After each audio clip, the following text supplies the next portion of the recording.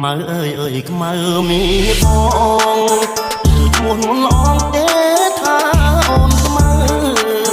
តែតាមការបដុងសាច់សមកថៃតែមកតាយស្រីថ្លៃហើយខ្មៅពីតូចឆ្នាំថ្មីខ្មៅពេញក្រ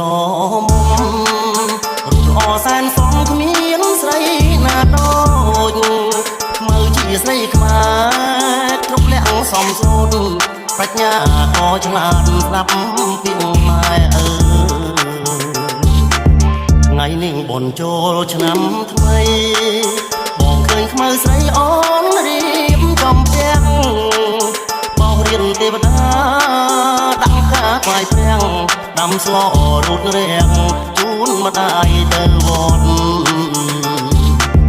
បងឃើញខ្មៅពូនភ្នំខ្សាច់